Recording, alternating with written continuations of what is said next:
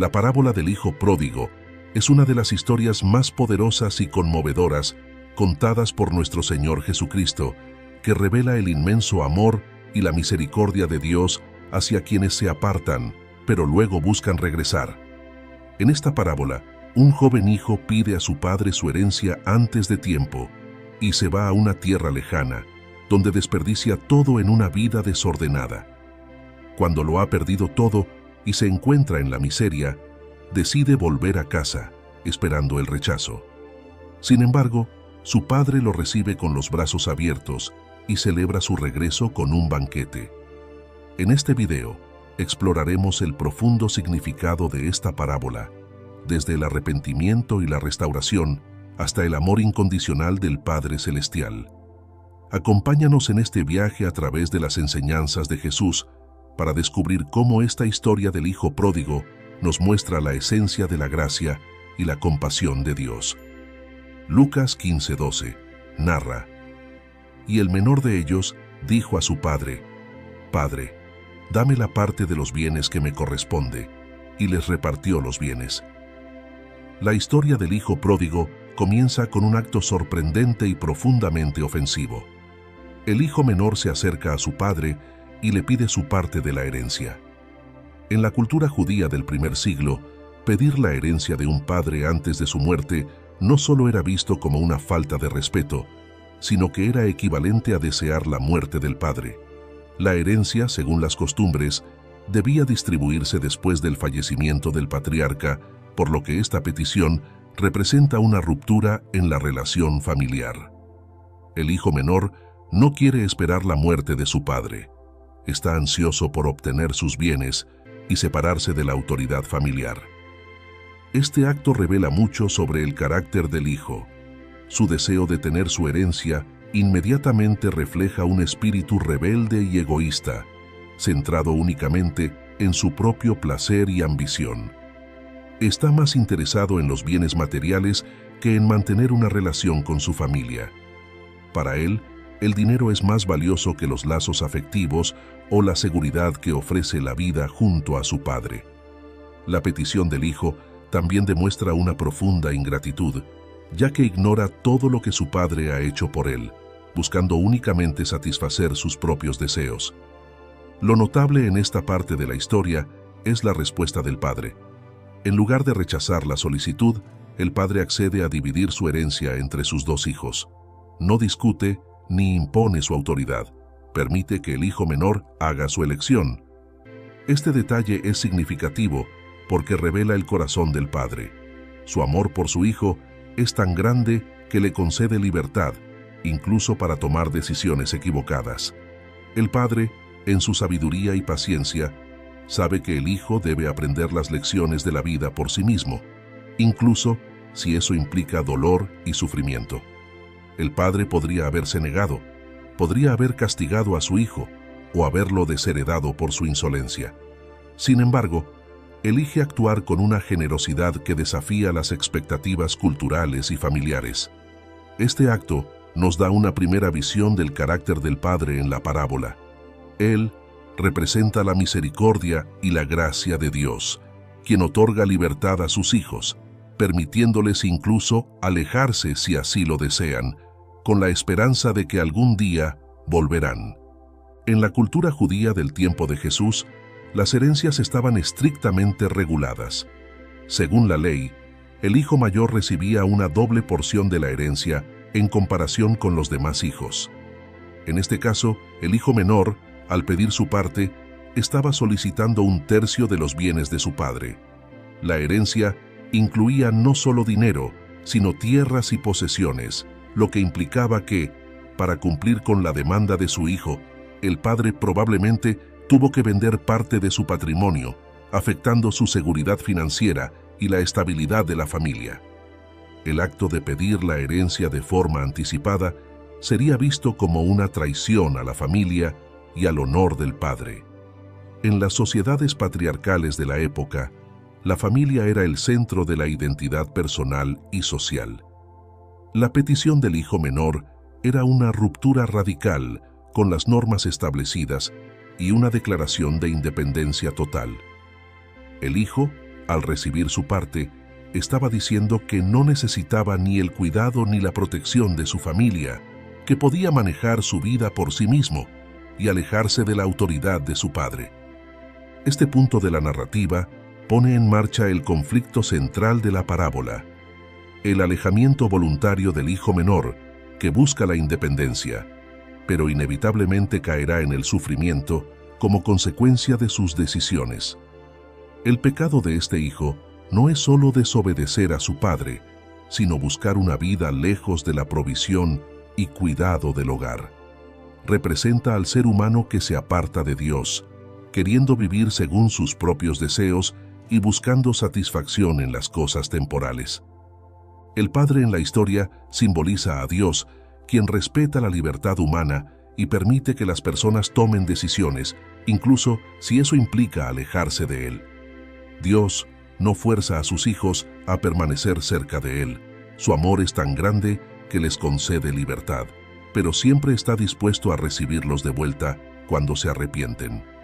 Esta parte de la historia también nos prepara para la lección más grande: que el amor y la gracia de Dios son constantes, incluso cuando los seres humanos fallan y se alejan de Él. La petición del hijo menor nos enseña sobre el peligro del egoísmo y la autosuficiencia, y cómo estos pueden llevarnos por un camino de autodestrucción. El hijo cree que su felicidad y realización se encuentran fuera de la casa de su padre, pero pronto aprenderá que la verdadera paz y seguridad solo se encuentran en el hogar de su familia, al igual que el ser humano solo encuentra satisfacción verdadera en Dios. Lucas 15:13 narra: no muchos días después, juntándolo todo, el hijo menor se fue lejos a una provincia apartada, y allí desperdició sus bienes viviendo perdidamente. Después de recibir su herencia, el hijo menor no tarda en tomar una decisión crucial que marcará el curso de su vida: reunir todo lo que tiene y viajar a una provincia lejana. Su partida simboliza una ruptura total con su hogar, su familia y la seguridad que estos le ofrecían. Busca la libertad, lejos de las responsabilidades y la autoridad de su padre. El hecho de que viaje a una provincia apartada no solo indica una distancia física, sino también una separación emocional y espiritual. El hijo está decidido a vivir de acuerdo con sus propios deseos, sin ninguna restricción. Una vez lejos, el hijo menor empieza a vivir una vida desenfrenada. El texto describe su estilo de vida como perdido o desenfrenado, lo que indica una vida de excesos, donde su herencia es dilapidada rápidamente en placeres pasajeros. Esto puede incluir gastos en lujos, fiestas y comportamientos irresponsables que solo alimentan su egoísmo. La frase «viviendo perdidamente» no solo se refiere al mal uso de sus bienes materiales, sino también a la degradación de su carácter moral. Poco a poco, su búsqueda de la independencia y el placer lo conduce a una espiral de autodestrucción. La elección de ir a una provincia lejana también subraya el deseo del hijo de separarse completamente de todo lo que representaba su vida anterior. Este viaje físico y emocional lo coloca en un lugar donde no tiene el apoyo ni la protección que ofrecía su hogar. La libertad que anhelaba comienza a manifestarse como una carga, ya que el hijo menor se encuentra solo, sin guía ni restricciones. Esto refleja cómo el ser humano, cuando se aleja de los principios y valores divinos, puede caer en la trampa de la autocomplacencia, pensando que encontrará la verdadera felicidad en los placeres temporales del mundo. En este punto de la parábola, el hijo menor representa a aquellos que buscan la independencia de Dios y persiguen una vida centrada en el placer y la satisfacción temporal. Al igual que el hijo pródigo, muchas personas creen que alejándose de la fuente de autoridad, en este caso el Padre que simboliza a Dios, encontrarán una mayor libertad. Sin embargo, esta falsa libertad pronto se convierte en esclavitud a los deseos y las pasiones desordenadas. El hijo menor se convierte en un retrato de la condición humana cuando se desvía del camino de Dios, creyendo que la felicidad puede encontrarse en las cosas pasajeras y materiales. El hecho de que el hijo menor se aleje a una provincia apartada no es solo un detalle geográfico, sino que tiene un profundo simbolismo espiritual. Esta provincia lejana es un lugar donde está fuera del alcance de la protección de su padre, y representa la distancia que muchas veces el ser humano toma respecto a Dios al querer vivir según sus propios términos. El alejamiento de su hogar refleja el distanciamiento espiritual que se produce cuando una persona rechaza la guía y el cuidado de Dios, buscando autonomía en lugar de obediencia. El relato también pone de manifiesto la naturaleza de los bienes materiales y cómo, si no son administrados con sabiduría, pueden llevar a la ruina. El hijo menor tiene una cantidad significativa de recursos, pero no tiene la madurez ni la prudencia para usarlos adecuadamente. En lugar de invertir o planificar para el futuro, los gasta rápidamente en placeres superficiales. Su herencia, que representa el trabajo y el sacrificio de su padre, es desperdiciada sin sentido en la búsqueda de placeres inmediatos. Este derroche no solo afecta su situación económica, sino también su condición moral y emocional. En este punto de la narrativa, el hijo menor aún no se da cuenta de las consecuencias de sus acciones.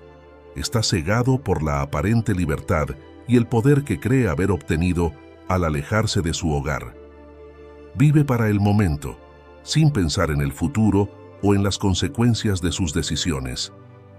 Este es un reflejo del comportamiento humano cuando se da rienda suelta a los deseos sin considerar las implicaciones a largo plazo. Su caída aún no ha llegado, pero este es el comienzo de su descenso hacia el fondo. Lucas 15:14 narra: «Y cuando todo lo hubo malgastado, vino una gran hambre en aquella provincia y comenzó a faltarle».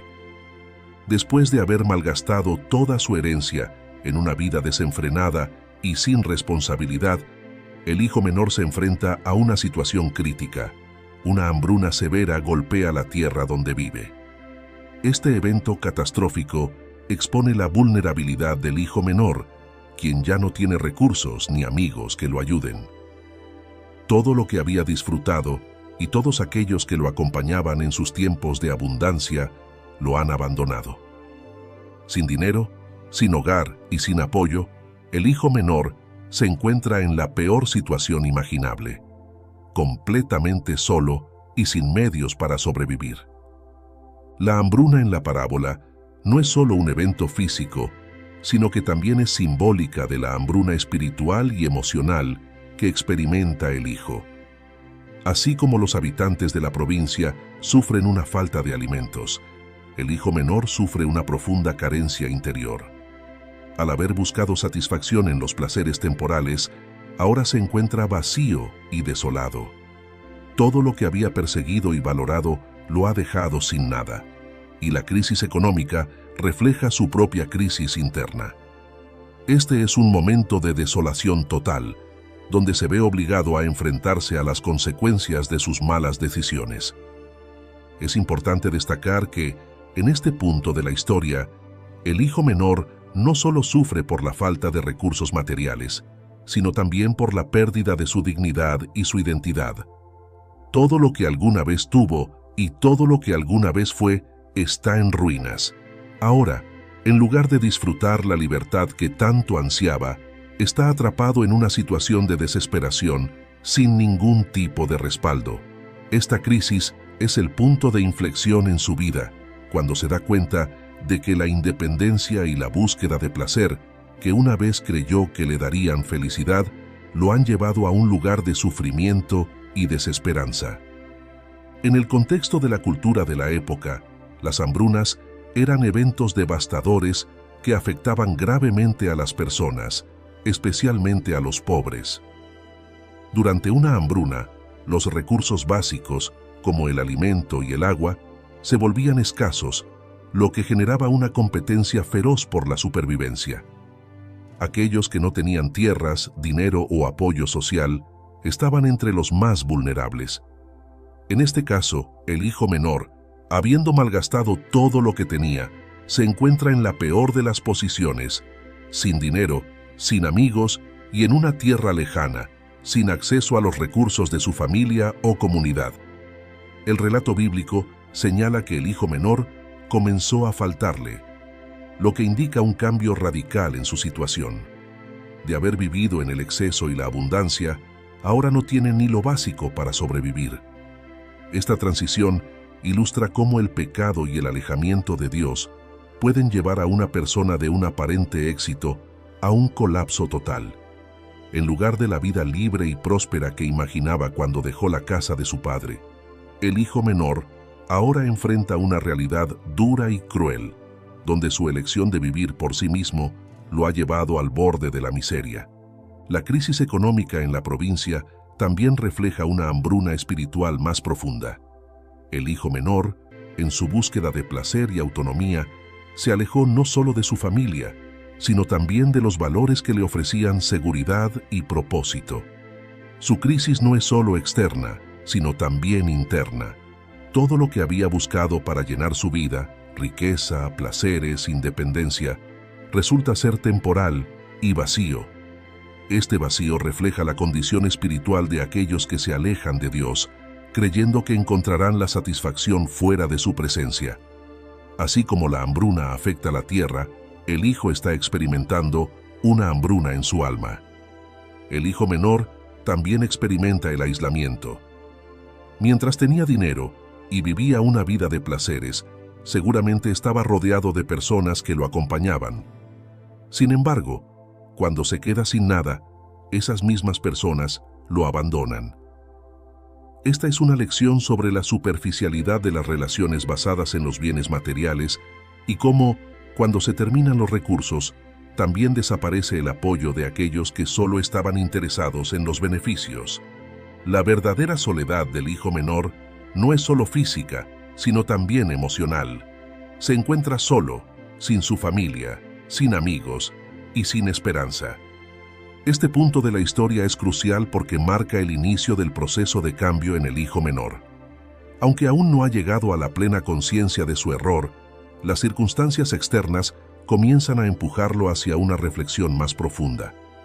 El sufrimiento que experimenta es el resultado directo de sus elecciones, y esta crisis es lo que eventualmente lo llevará a una comprensión más clara de su necesidad de regresar a su padre. Lucas 15:15-16 narra: «Y fue y se arrimó a uno de los ciudadanos de aquella tierra, el cual le envió a su hacienda para que apacentase cerdos, y deseaba llenar su vientre de las algarrobas que comían los cerdos, pero nadie le daba». Al encontrarse en una situación de total indigencia, el hijo menor busca desesperadamente una forma de sobrevivir. Sin amigos ni recursos, se ve obligado a aceptar cualquier tipo de trabajo que le ofrezcan y termina cuidando cerdos para un ciudadano de aquella provincia. En el contexto judío, trabajar con cerdos era considerado una ocupación humillante, ya que los cerdos eran vistos como animales impuros según la ley de Moisés. Para un judío, alimentar cerdos era uno de los trabajos más degradantes e indignos que podía realizar. La desesperación del hijo es tal que no le queda más opción que aceptar esta tarea impura y denigrante.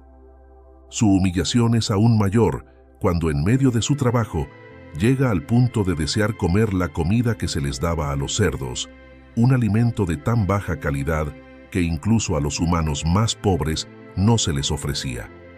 El hecho de que nadie le daba refleja su aislamiento y abandono. No solo ha perdido sus bienes materiales, sino que también ha perdido toda dignidad humana. Aislado de su familia y su comunidad, sufre no solo hambre física, sino una profunda hambre espiritual y emocional. Su caída ha alcanzado el punto más bajo posible. Un hombre que alguna vez tuvo riquezas y libertad, ahora desea comer el alimento de los animales que cuida. Este momento simboliza el abismo de la vida apartada de Dios. La búsqueda de libertad e independencia ha llevado al hijo menor a una esclavitud aún peor, donde no solo ha perdido su libertad, sino también su dignidad. Es un retrato claro de cómo el pecado y las malas decisiones pueden llevar a una persona a la degradación más absoluta. El hijo menor, que alguna vez soñó con una vida de placeres y riquezas, se encuentra ahora en una situación donde ni siquiera puede satisfacer sus necesidades más básicas. El pecado, que promete libertad y placer, lo ha llevado a la miseria y la humillación. Los cerdos eran considerados animales impuros y cualquier contacto con ellos se consideraba una violación de las normas religiosas. El hecho de que el hijo menor no solo trabaja con cerdos, sino que incluso desea comer su comida, subraya cuán bajo ha caído. Ha perdido no solo su estatus social y económico, sino también su identidad religiosa y cultural. Para los oyentes judíos de la época, esta parte de la parábola sería impactante, ya que refleja una caída profunda en la inmundicia y la desesperación. El trabajo con cerdos también refleja la pérdida total de control sobre su vida. Cuando el hijo menor dejó la casa de su padre, lo hizo con el deseo de ser autónomo, de tomar el control de su destino. Sin embargo, su búsqueda de independencia lo ha llevado a una forma de esclavitud. Ahora está al servicio de alguien más, realizando un trabajo degradante y sin ninguna recompensa. Esto muestra el contraste entre la libertad que el hijo menor buscaba y la esclavitud a la que lo ha llevado su vida de excesos. En lugar de encontrar libertad, ha encontrado una forma de servidumbre aún peor. Además, el hecho de que nadie le daba subraya su aislamiento. Cuando el hijo menor tenía dinero, probablemente estaba rodeado de personas que disfrutaban de su generosidad, pero ahora que no tiene nada, nadie está dispuesto a ayudarlo. Este es un recordatorio de la superficialidad de las relaciones basadas en el dinero y los placeres materiales. Aquellos que parecían sus amigos lo han abandonado y ahora se encuentra completamente solo en su miseria. Este aislamiento refleja la realidad de cómo el pecado no solo nos separa de Dios, sino también de los demás. El hijo menor, que había buscado una vida de placer y compañía, ahora sufre en soledad. En un nivel más profundo, este momento de humillación representa la experiencia humana de tocar fondo. El hijo menor, habiendo alcanzado el punto más bajo de su vida, se enfrenta a la dura realidad de sus decisiones. Este es un punto crucial en su historia, porque aunque se encuentra en una situación de extrema miseria, también es el comienzo de su proceso de arrepentimiento. La humillación que experimenta es necesaria para que finalmente reconozca la gravedad de sus errores y su necesidad de regresar a su padre. Este episodio también puede verse como una metáfora de lo que sucede cuando las personas buscan satisfacción en los placeres temporales del mundo en lugar de buscar a Dios. Al igual que el hijo menor, muchos intentan encontrar felicidad y realización en cosas que solo ofrecen satisfacción temporal, como el dinero, el poder o los placeres. Sin embargo, esas cosas eventualmente se desvanecen, dejando a la persona vacía y hambrienta, tanto física como espiritualmente. El hijo menor experimenta esto de manera literal, pero su experiencia también es una advertencia para todos aquellos que buscan llenar el vacío de sus vidas con cosas pasajeras. Lucas 15:17-19 narra: Y volviendo en sí, dijo: ¿Cuántos jornaleros en casa de mi padre tienen abundancia de pan, y yo aquí perezco de hambre? Me levantaré e iré a mi padre, y le diré: Padre, he pecado contra el cielo y contra ti. Ya no soy digno de ser llamado tu hijo. Hazme como a uno de tus jornaleros. Después de haber tocado fondo, el hijo menor experimenta un momento decisivo de autoconciencia. La frase «volviendo en sí» es crucial, ya que refleja el despertar de su conciencia y la claridad que empieza a tener sobre su situación. Este despertar no es solo físico, es una toma de conciencia espiritual y emocional. Por primera vez desde que dejó la casa de su padre, el hijo menor reconoce la magnitud de su error. Atrapado en su miseria y hambriento, se da cuenta de que incluso los jornaleros, los empleados de su padre, viven en mejores condiciones que él. Este reconocimiento de su pobreza extrema, tanto material como espiritual, lo impulsa a reflexionar sobre su vida. El hijo menor empieza a formular su plan para regresar a casa. Su decisión de volver no se basa simplemente en su hambre física, sino en el reconocimiento de que ha pecado contra el cielo y contra su Padre. Al usar la expresión contra el cielo, el hijo menor reconoce que su transgresión no es solo contra su familia, sino también contra Dios. Este es un signo claro de verdadero arrepentimiento.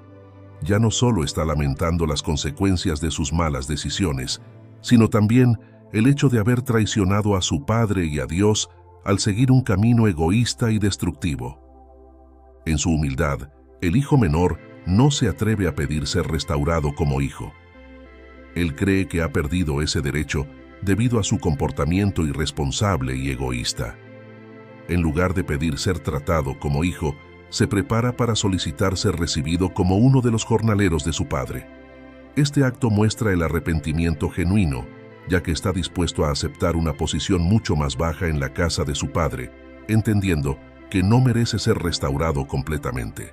Este es un paso importante en su proceso de redención.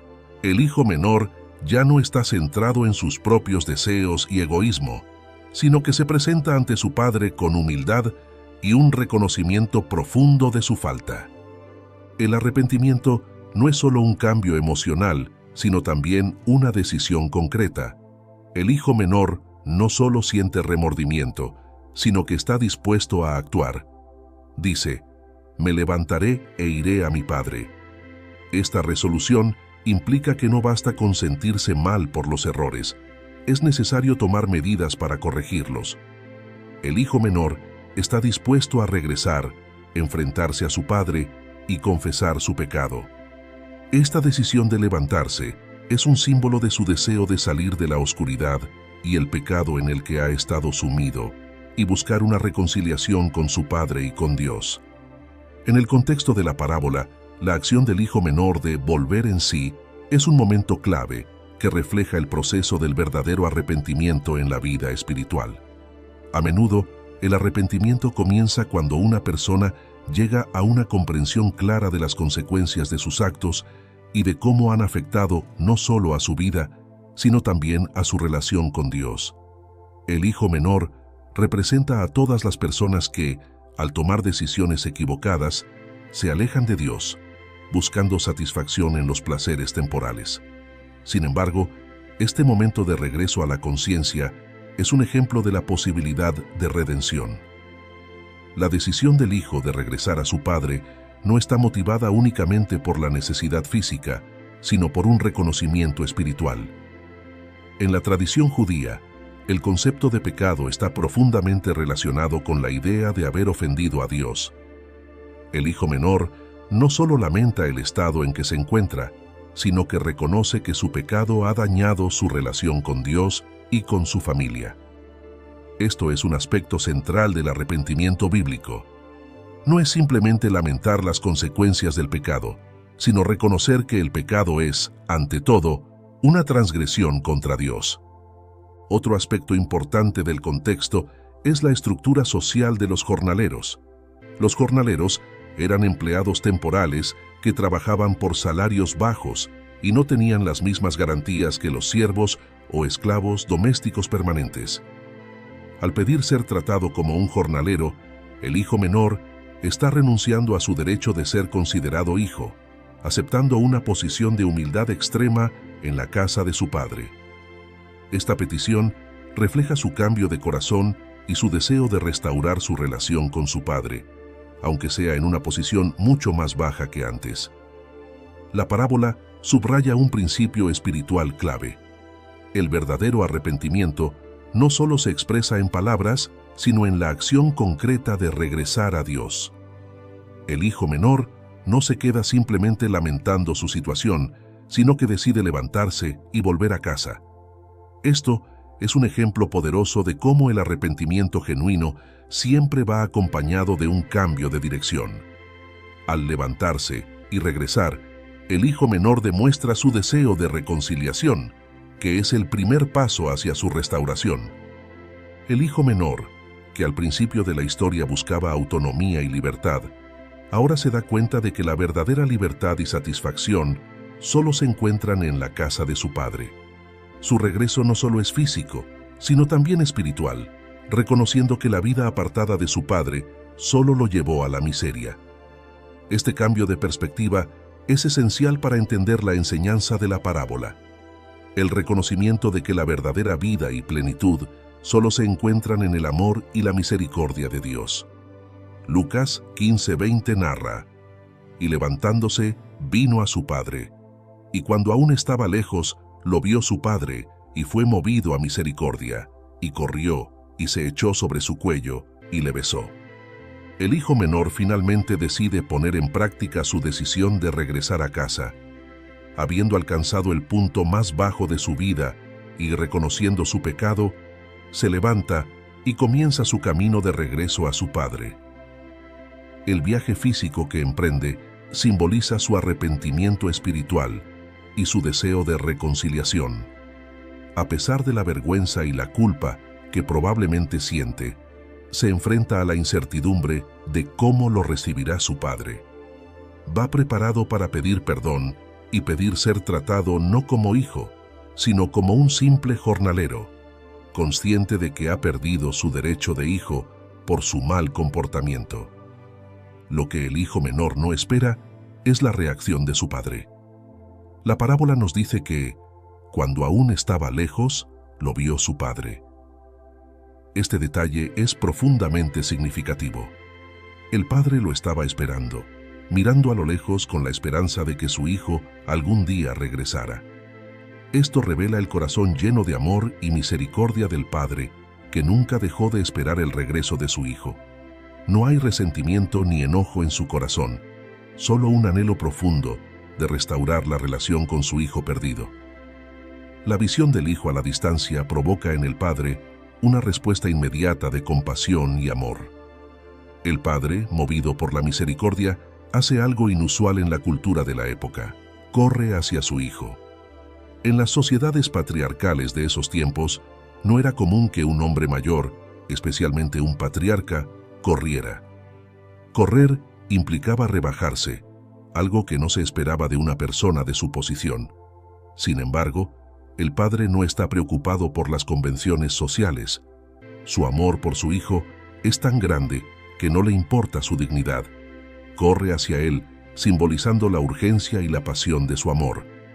Este acto de correr también simboliza cómo Dios busca a los pecadores con un amor incondicional, dispuesto a encontrarse con ellos tan pronto como den el primer paso hacia el arrepentimiento. Cuando el padre llega a su hijo, no le permite pronunciar el discurso que había preparado, sino que lo abraza y lo besa inmediatamente. Este abrazo es una señal de total aceptación y perdón. A pesar de todo lo que el hijo ha hecho, el padre lo recibe con los brazos abiertos, sin reproches ni recriminaciones. Este acto de amor incondicional es el núcleo de la parábola. El perdón del padre es inmediato y completo. El beso, en la cultura de la época, simbolizaba reconciliación, afecto y restauración.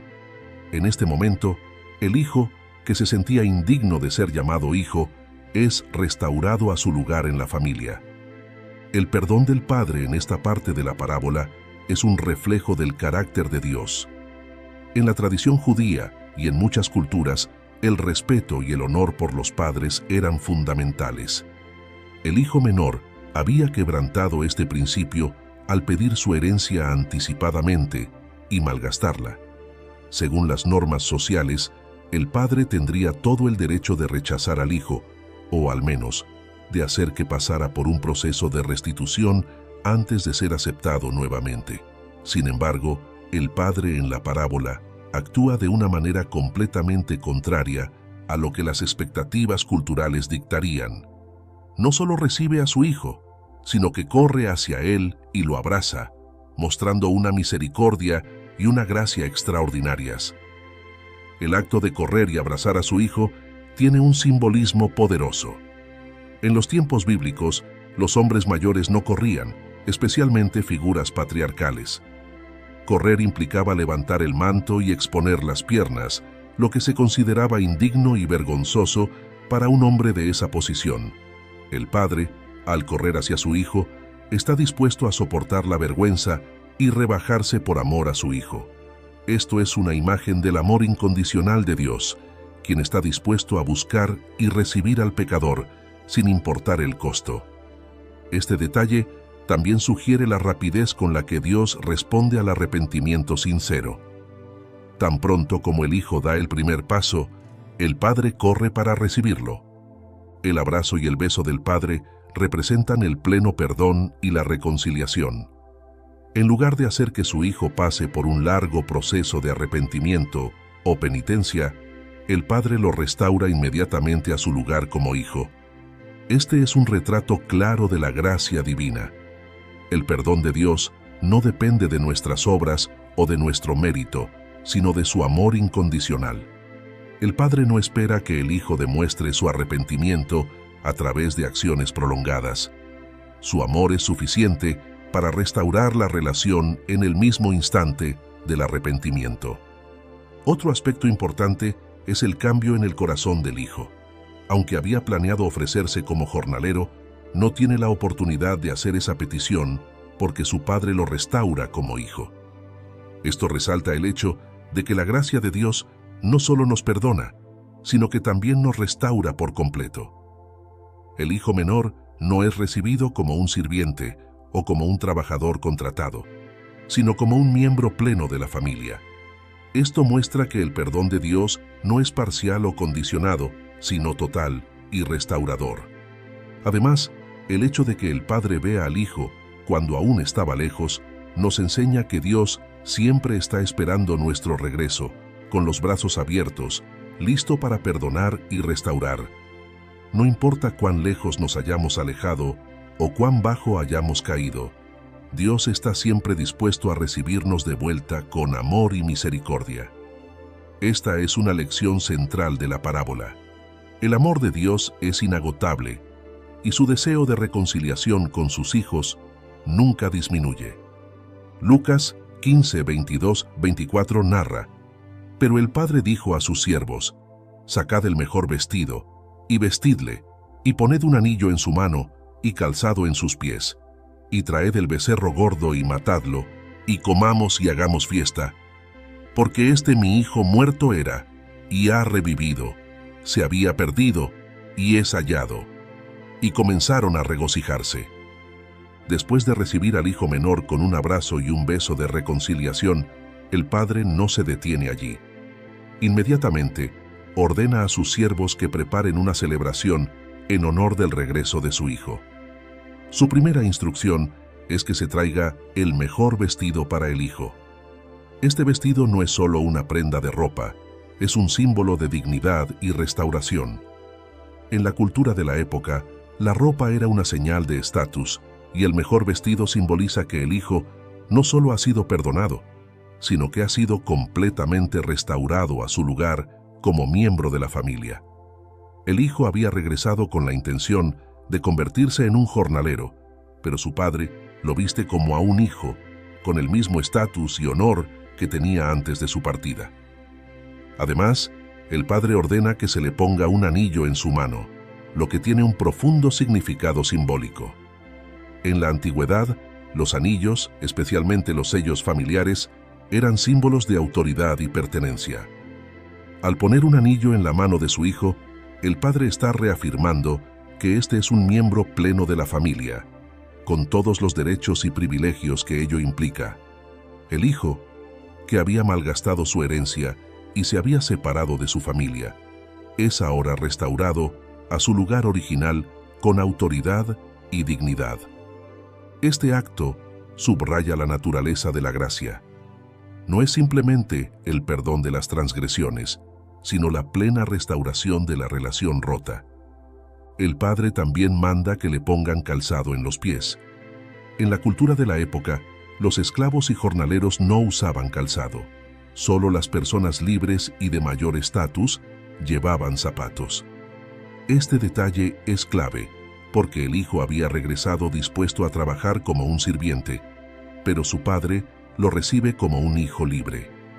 El calzado simboliza que el hijo no será tratado como un esclavo o jornalero, sino como un miembro libre y amado de la familia. Este es un poderoso mensaje de restauración total. El hijo no solo es perdonado, sino que también es completamente reinstaurado a su lugar de honor en la casa de su padre. Finalmente, el padre ordena que se mate el becerro gordo y se organice una gran fiesta. En la cultura de la época, el becerro gordo era reservado para las ocasiones más especiales y su sacrificio era una señal de una celebración grandiosa. La decisión de sacrificar el becerro gordo muestra la magnitud de la alegría del padre por el regreso de su hijo. No se trata de una simple comida, sino de una fiesta de proporciones excepcionales, donde toda la casa es invitada a participar. La alegría del padre no se puede contener. Su hijo, que estaba muerto, es decir, separado de la familia y perdido en el pecado, ahora ha vuelto a la vida. Este es un momento de celebración no solo para el padre, sino para toda la comunidad familiar. En la cultura judía de la época de Jesús, las fiestas y celebraciones eran ocasiones importantes que marcaban los grandes momentos de la vida familiar y comunitaria. El sacrificio del becerro gordo era un acto significativo que no se hacía a la ligera. Era reservado para los eventos más importantes, como bodas o visitas de personas distinguidas. El hecho de que el padre ordene esta celebración para el regreso de su hijo menor, que había deshonrado a la familia, es una muestra del amor extravagante y misericordioso del padre. En lugar de tratar a su hijo como un transgresor, el padre lo honra públicamente ante la familia y los siervos, celebrando su regreso como un triunfo. El uso del mejor vestido, el anillo y el calzado tiene un profundo simbolismo en la narrativa de la parábola. Estos elementos representan no solo el perdón, sino la restauración completa del hijo a su lugar original. En la tradición bíblica, el anillo y el vestido a menudo simbolizan la justicia, el honor y la autoridad que Dios otorga a aquellos que regresan a Él. El hijo menor no recibe un trato de segunda clase, no se le impone una penitencia, ni se le hace pasar por un proceso largo de restauración. El perdón y la gracia del Padre son instantáneos y completos. Este es un poderoso reflejo de cómo Dios recibe a los pecadores arrepentidos. No solo los perdona, sino que los restaura completamente, sin condiciones. La restauración del Hijo es un motivo de inmensa alegría, no solo para el Padre, sino para toda la casa. En la parábola, el Padre dice: «Este mi hijo muerto era, y ha revivido, se había perdido, y es hallado». Esta declaración refleja la creencia en la posibilidad de la redención completa. El hijo menor había estado perdido en el pecado y la miseria, pero su arrepentimiento y regreso lo han restaurado a la vida. La fiesta no solo celebra el regreso físico del hijo, sino su transformación espiritual. Ha sido hallado por el amor y la misericordia de su Padre. Otro aspecto importante es cómo la celebración pública del perdón del hijo contrasta con la actitud común de la sociedad de la época, donde un hijo que hubiera actuado de manera tan deshonrosa sería marginado o castigado severamente. El Padre no sigue las normas sociales, sino que actúa con una misericordia sorprendente. Este es un retrato de la gracia de Dios, que va más allá de las expectativas humanas. Dios no trata a los pecadores arrepentidos con la justicia estricta que merecen, sino que los acoge con amor y celebra su retorno al hogar. Lucas 15:28-31 narra: «Entonces se enojó y no quería entrar. Salió por tanto su padre y le rogaba que entrase. Mas él, respondiendo, dijo al padre: He aquí, tantos años te sirvo, no habiéndote desobedecido jamás, y nunca me has dado ni un cabrito para gozarme con mis amigos. Pero cuando vino este tu hijo, que ha consumido tus bienes con rameras, has hecho matar para él el becerro gordo». Mientras la fiesta de bienvenida del hijo menor está en pleno apogeo, el hijo mayor, que ha estado trabajando en el campo, regresa a la casa. Al acercarse, escucha el sonido de la música y las celebraciones y pregunta a uno de los siervos qué está ocurriendo. Al enterarse de que su hermano menor ha regresado y que su padre ha organizado una fiesta en su honor, su reacción es de enojo y resentimiento. En lugar de alegrarse por el regreso de su hermano, el hijo mayor se siente profundamente ofendido y rehúsa entrar en la fiesta. Su enojo refleja una herida emocional. Se siente desvalorizado y despreciado por el trato especial que su hermano está recibiendo. El padre, al enterarse de la reacción del hijo mayor, sale de la fiesta para hablar con él.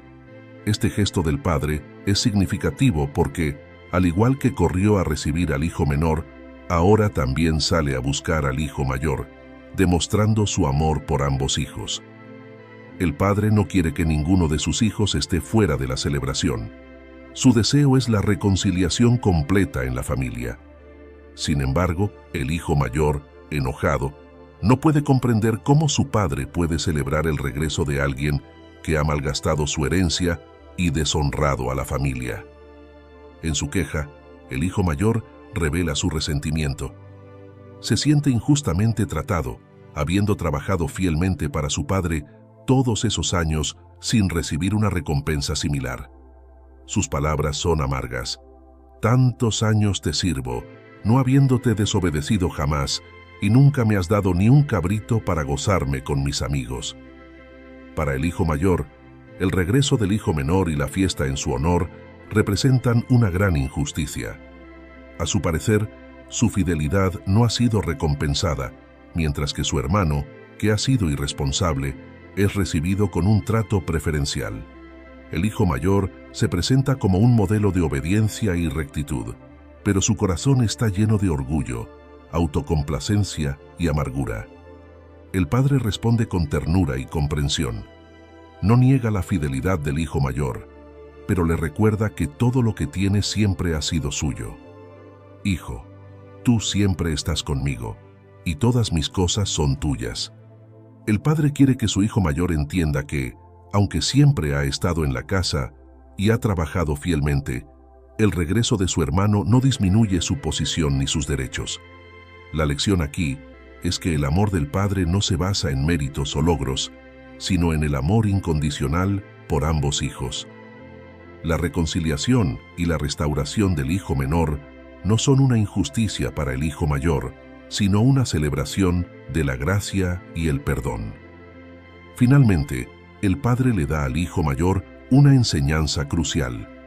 Era necesario hacer fiesta y regocijarnos porque tu hermano estaba muerto y ha revivido, se había perdido y es hallado. El padre señala que la razón de la celebración no es simplemente que el hijo menor haya regresado físicamente, sino que ha sido restaurado espiritualmente. Esta es una verdad que el hijo mayor debe comprender. La gracia del Padre no está basada en el comportamiento perfecto o la obediencia, sino en el arrepentimiento y el perdón. El hijo mayor debe aprender a regocijarse en el perdón, en lugar de aferrarse a un sentido de justicia basado en méritos. En el contexto de la cultura judía, el hijo mayor tenía un lugar especial en la familia. Según la ley, el primogénito recibía una porción doble de la herencia y tenía una responsabilidad especial de continuar con el legado de la familia. En este caso, el hijo mayor representa a aquellos que se sienten moralmente superiores debido a su obediencia y lealtad. Su queja revela un sentimiento de derecho, como si sus buenas acciones le hubieran ganado un lugar especial ante su padre. Sin embargo, lo que no comprende es que la relación con su padre no se trata de derechos o méritos, sino de amor incondicional. El hijo mayor, en muchos sentidos, representa a los fariseos y líderes religiosos de la época de Jesús, quienes se enorgullecían de su cumplimiento estricto de la ley y despreciaban a los pecadores que se arrepentían. Ellos, al igual que el hijo mayor, no podían entender cómo Jesús podía comer y celebrar con pecadores y publicanos. Lucas 15, 1-2. El hijo mayor cree que su obediencia lo coloca en una posición superior y no puede comprender la gracia que se extiende al hijo menor. En su enojo, el hijo mayor demuestra que, aunque ha estado físicamente en la casa, su corazón ha estado alejado de su padre. No entiende el verdadero amor y la compasión de su padre. lo que lo deja aislado y lleno de amargura. El padre, al salir a buscar al hijo mayor, muestra que su amor y compasión no son solo para el hijo que ha pecado abiertamente, sino también para el hijo que, aunque ha obedecido externamente, necesita comprender el verdadero significado de la gracia. El hijo mayor necesita aprender que el amor de su padre no se gana, sino que se da libremente. El padre no está favoreciendo a un hijo sobre el otro, sino celebrando la vida que ha sido restaurada. Esta parte de la parábola nos muestra que tanto el hijo menor como el hijo mayor necesitaban ser reconciliados con el padre. El hijo menor pecó abiertamente, pero el hijo mayor pecó en su corazón, al llenarse de orgullo y resentimiento. Ambos hijos estaban alejados del verdadero corazón de su padre, pero el padre los buscó a ambos con el mismo amor y deseo de restauración. Si buscas crecer en tu conocimiento de la palabra de Dios y profundizar en tus estudios bíblicos, te invitamos a suscribirte a nuestro canal Sabiduría Bíblica. Aquí encontrarás reflexiones profundas, estudios bíblicos detallados y enseñanzas para fortalecer tu fe. No olvides darle clic a la campanita para no perderte ningún contenido, y si este mensaje ha sido de bendición para ti, compártelo con otros para que también puedan crecer espiritualmente. Únete a nuestra comunidad y sigue avanzando en tu caminar con Dios.